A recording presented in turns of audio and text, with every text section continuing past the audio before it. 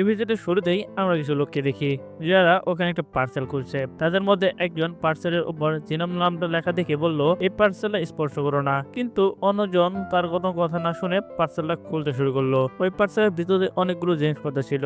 অন্যদিকে আমরা জিনামের বন্ধু হান্ডাকে দেখি, তার কাছে একটা বক্স এসেছে। হান্ডা যখন বক্সটা খুলে, ভিতরে একটা মেয়ে ছিল। বুঝতে পারলাম ও আর কেউ নয়, মিহাই। হান্ডা কিছু বলতেই পারলো না। তখন মিহাই তাকে একটা মেসেজ দেখালো, যে মেসেজটা জিনাম পাঠিয়েছিল। মেসেজে লেখা ছিল, কিছু সময়ের জন্য তুমি মিহাইয়ের খেয়াল রাখবে। এরপর আমাদের অতীতের একটা সিন দেখানো হয়, যেখানে জিনাম আর তার পরিবারের ফটো তুলতে এসেছে। তারপর একটা সিন দেখানো হয় যেখানে নমন এর মায়ের অবস্থা খুব খারাপ ছিল। তার মা তাকে বলে তার পরিবারের সবসময় খেয়াল রাখতে, বিশেষ করে জিয়ানের খেয়াল রাখতে। পরের সিনে আমরা জিনামের বন্ধু হান্ডাকে দেখি। তখন মিহাই ওখানেই ছিল। হঠাৎ সে সিসিটিভিতে কারো দিকে নজর দেয়, আর সে একটা বন্দুক নিয়ে দরজার দিকে যেতে শুরু করে। সে এখানে পৌঁছে দেখে দরজাটা আগেই খোলা ছিল। বুঝতে পারে এখানে আর কেউ ছিল না, শুধু জিন্নাতই ছিল। জিন্নাত বলল, তুমি তো একটা অস্ত্র ব্যবসায়ী, তোমার সিকিউরিটি এত দুর্বল কেন? আমি খুব সহজে ভিতরে ঢুকে গেছি, তোমাকে এই ব্যাপার খেয়াল রাখতে হবে। মিহাই যখন নয়নকে দেখে খুব খুশি হয়। হান্ডা বলে, না বলতে পারিনি। তাই সে ইশারায় জনমানের সাথে কথা বলে। জনমান জিজ্ঞাসা করে, বিলের দেহটা মিলেছে কি? তারপর সে জানায় সে সিকিউরিটি টিম সেখানে সার্চ করেছে এবং এভাবেই তথ্য দিয়েছে। কন্ডিশন কারো বাঁচা খুবই কঠিন। এর মানে হলো বেল তো মরেই গেছে। তারপর তার বন্ধু জিজ্ঞেস করে, আসলে তুমি এখন কি করবে? জিনাম বলে, ঠিক জানি না। তখন তার বন্ধু বলে, আমার জন্য কাজ করো, আমি একটা অনলাইন শপিং মল বানানোর কথা ভাবছি। জিনাম বলে, তুমি তো কম্পিউটার ঠিকঠাক ব্যবহার করতে পারো না, তাহলে এসব কিভাবে করবে? হান্ডা বলে, আমার ছোট ভাই কম্পিউটার জিনিয়াস, সে সব কাজ ওটাতেই করবে। সে বলে, কিছুক্ষণ আগে মিহাই এই গানটা অ্যাসেম্বল করেছে আর আমি তাকে সাহায্য করেছিলাম। এটা তো শেখানোই হয়নি, মানে ওর গানটা ইউজ করতে আসে। অন্যদিকে আমরা জিনামের মাকে দেখি, যিনি হাসপাতালে ভর্তি ছিলেন। তখনই বেল সেখানে এসে পৌঁছায়। পরে সিনে আমরা সঞ্জু আর ওর টিমকে দেখি দেখি যারা জিনামের পরিবারকে মারার প্ল্যান করছে। এটা করলে জিনামের বাধ্য হয়ে সবাইকে সামনে আসতে হবে। তাদের মধ্যে একজন ছিল জন চোল নামের একজন মানুষ, যিনি সেটা করতে চাইছিলেন না। সে বলেছিল, আমাদের কি দরকার জিনামের পরিবারকে মারার? ওর বাচ্চা মাত্র 7 বছর বয়সী। বেলোকে বলল, তুমি যদি এই প্ল্যান থেকে বাইরে যেতে চাইলে তুমি যেতে পারো। এটা শুনে জং চোল সেখান থেকে চলে যেতে শুরু করে, কারণ সে জানতো জিনাবের পরিবারকে মারতে চায় না। তখনই সঞ্জু তাকে থামিয়ে বলে, আমরাও এক পরিবার। এরপর সঞ্জু ধমক দিতে শুরু করে আর বলে, আমি জানি তোমার 2টা সন্তান আছে। এইসব শুনে জং চালু খুব ভয় পেয়ে যায়। সে বুঝতে পারে যদি সে তাদের সাথে না যায় তাহলে তার পরিবারকে মারবে।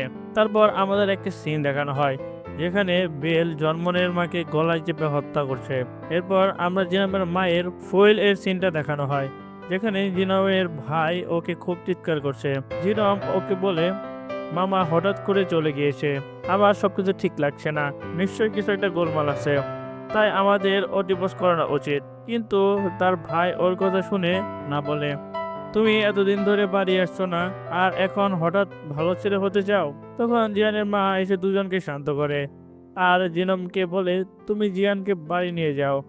জিনম এখান থেকে বের হতেই সঞ্জু এসে পৌঁছায়। বাইরে আমরা দুজনকে দেখি যারা ওদের ক্যামেরা ফুটেজ ম্যানিপুলেট করে দেয়, যাতে কেউ না কেউ জেনে সঞ্জুকে সেখানে এসেছিল। সঞ্জু যেই ভিতরে ঢুকে, তখন নমন এসে ভাই জিজ্ঞেস করে, তুমি কে? সঞ্জু বলে, আমি জন্মনের পুরনো বন্ধু। তারপর সে বলে, জন্মন আমাকে কিছু আনতে বলেছিল, কিন্তু সেটা অনেক ভারী, তাই আমি একা আনতে পারছি না, তোমরা কি সাহায্য করবে? তারপর তারা দুজনকে নিয়ে ছাদে চলে যায়। ঠিক তখনই আমরা দেখি ছাদে সবাই লুকিয়ে আছে। এইদিকে জন্মন হুন্ডাকে বলে, অনেক কিছু আমরা বুঝতে পারছি না, তাই একবার হাসপাতালে ক্যামেরাটা চেক করো। ওখানে আমরা একটা ছেলেকে দেখি, যিনি আর কেউ নন, ব্রাদার্স হুন্ডার ছোট ভাই ছিল। এইদিকে আমরা দেখি বেল আর বাকি সবাই জেনের মাকে বাবাকে খুব বেইমানি করে আহত করছে। সবাই মিলে ওদের দুজনকে খুব নিষ্ঠুরভাবে মারছে। তারপর তারা ছুরি এনে জিএনের বাবার হাতে ধরিয়ে দেয়, যেন সবাই মনে করে ওটাই তার স্ত্রীকে মেরেছে, আর পরে সে আত্মহত্যা করেছে। এরপরে সিনে জিনামের কাছে জঙ্গচালের কল আসে। সে বলে বেল বেঁচে আছে এবং সে তোমার মায়ের জানা নিতে যাচ্ছে। তারপর জিনাম হুন্ডাকে জিজ্ঞেস করে বলে, বেল বেঁচে আছে? এবং সে তার পরিবারকে মারতে যাচ্ছে। যতক্ষণ আমি ফিরে না আসি তোমাকে জিয়ানকে রক্ষা করতে হবে। তখন বিলের একজন লোক জিয়ানকে মারতে এসেছিল। জিয়ান খুব ভয় পেয়ে গিয়েছিল, কিন্তু ঠিক তখনই হুন্ডা সেখানে এসে লোকটাকে মার দেয় এবং জিয়ানের কাছে বলে, আমি তোমার চাচার বন্ধু আর জিনম আমাকে এখানে পাঠিয়েছে। ঠিক তখনই আমরা দেখি সঞ্জু সেখানে এসে পৌঁছায়। হুন্ডা জিয়ান থেকে অন্য রুমে ওয়েট করতে গিয়েছিল, কিন্তু তখনই আরেকটা গুন্ডা এসে সেখানে পৌঁছায়। হুন্ডা ওকে মারার চেষ্টা করে, কিন্তু এই চেষ্টায় নিজেই গুলিবদ্ধ হয়। ঠিক সেই সময় সঞ্জু সেখানে এসে হঠাৎ করে হুন্ডার উপর আক্রমণ করে, কারণ সে আগেই আহত ছিল।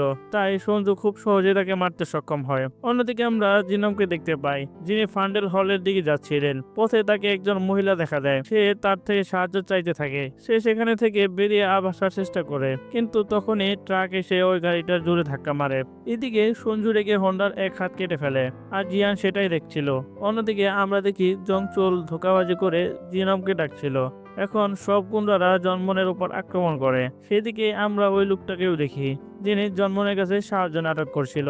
তারা জন্মনের গাড়িতে অনেক গুলি চালায়, কিন্তু জন্মন চাল বুঝে গিয়েছিল এবং গাড়িটাও ছিল বুলেট প্রুফ। ঠিক তখনই জন্মন গাড়ির ট্রাক খুলে এবং মেশিন গান বের করে সবাইকে গুলি করতে শুরু করে। সবাই মারা গেছে, শুধু জঙ্গমনি বেঁচে ছিল। সে বাইরে এসে তাকে মারার চেষ্টা করে। সে মন থেকে ক্ষমা চায় এবং বলে, আমার আর কোনো বিকল্প ছিল না। এইদিকে সঞ্জু দেখে জিয়ান জানালা থেকে ঝুলে আসে। সঞ্জু তাকে বলে, তুমি উপরে চলে আসো, নাইলে পড়ে যাবে। কিন্তু জিয়ান সেখান থেকে লাফ দেয় এবং পালাতে শুরু করে। পালাতে পালাতে সে একটা গাড়ির সাথে ধাক্কা খায়। পরে সিনে আমরা দেখি এখানে একটা দরজা খোলা ছিল। ভিতরে ঢুকে সে জানতে পারে সেখানে জন্মন ছিল। সে খুব খারাপ ভাবে আহত হয়। প্রথমে পাষাণ তার ড্রেসিং করে, তারপর জন্মন যখন বুঝতে পারে, সে পাষাণের কাছে বলে, আমার একটা গান দরকার। পাষাণ ওকে বলে, ওই সব ঝামেলায় পা দিতে চাই না, তাই বেবিলন কোম্পানি ছেড়ে দিয়েছি। ও জিনমনকে বলে, তুই এখান থেকে চলে যা। জিনমন বলে, আমি চলে যাবই, শুধু আমার একটা গান দরকার। পাষাণ ওকে জিজ্ঞেস করে, তুই বেলকে মারার চেষ্টা করেছিলি কেন? তুই তো সবসময় কোম্পানির কথা শুনেছিস। জিনমন বলে, আমি তো শুধু সঠিক কাজ করার চেষ্টা করেছিলাম। যদি আমি আদালতে সত্য বলতাম, তাহলে বেল ওখানে জেলে থাকতো, আর যারা ওকে মেরেছে সবাই আজ বেঁচে থাকতো। তারপর পাষাণ ওকে আরেকটা গান দেয়। বেল জানতে পারে যে হোন্ডার দোকানে আগুন লেগেছে আর দুজন লোক মারা গেছে, এমনকি মিহাই সেখানে থেকে পালিয়ে গেছে। ওটা শুনে সে অতটাই ক্ষিপ্ত হয় যে নিজের লোককে মারতে শুরু করে। ঠিক তখনই ইয়ং হেন সেখানে আসে, যিনি বেবিলন কোম্পানির জেনারেল। সে বেলকে বলে, তুমি কি ভাবলে তুমি এসব করার চেষ্টা করবে আর আমি কিছু বুঝবো না? তুমি কি এখানে থাকতে পারবে না? যদি আমি থাকতেও থাকি, জিনম থাকবে না। ইয়াংন বলে, কোম্পানি সবকিছু দেখবে, তোমরা এখানে থাকো আর কেউ প্রবলেম তৈরি করার চেষ্টা করো না। বেল তখন ওকে জিজ্ঞাসা করে, তুমি নমরকে এভাবেই চলে যেতে দেবে? তখন ইয়াংন বলে, তোমার কারো কথা শুনে আমি ওকে যাওয়ার এখানে অনুমতি দেবো? সে একটা বিশ্বাসঘাতক। সে আমাদের কাছে মিথ্যা বলেছে, আর তার কারণে আমাদের 7জন লোক মানুষ মারা গেছে। তাই জিনমনকে অবশ্যই মারা যেতে হবে। অন্যদিকে আমরা দেখি একজন লোক জিয়ানকে মারার জন্য এসেছে, কিন্তু সুযোগ পেয়ে জিয়ান সেখান থেকে পালিয়ে যায়। পালাতে পালাতে সে মর্গে পৌঁছে যায়। তারপর সেখানে একটা ক্যাবিনেটের ভিতরে লুকিয়ে পড়ে।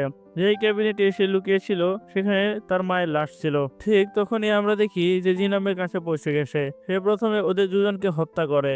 অন্যদিকে এক লোক ক্যাবিনেট খুলতে চাইছিল, কিন্তু তখন জিনম এসে পৌঁছে যায়। বেশ কিছুক্ষণ লড়াইয়ের পর জিনম ওদের দুজনকে মেরে দেয়। তারপর সে ক্যাবিনেট খুলে জিয়ানের সঙ্গে নিয়ে চলে যায়, কিন্তু বাই আসতে ওর সামনে বেল দাঁড়িয়ে থাকে। বেল জানতো জিনমকে মারতে যাচ্ছিল। তখনই কিছু লোক এসে পড়ে। এমন সময় জিনম সুযোগ নিয়ে সেখান থেকে চলে যায়। পরের সিনে আমরা দেখি ইয়ং হেনকে। সে যেদিন বাড়িতে আসে, জিনম সেখানে বসে থাকে। জিনম জিজ্ঞাসা করে, তুমি এখানে কেন এসেছ? জিনম বলে, আমি এখানে 1 ঘন্টা আগে এসেছিলাম। যদি চাইতাম তোমার পুরো পরিবারকে মারতাম, কিন্তু আমি তা করিনি। ইয়ং হেনকে জিজ্ঞাসা করে, তুমি কি চাও? জিনম বলে, বেল তার পরিবার সদস্যকে মেরে ফেলছে।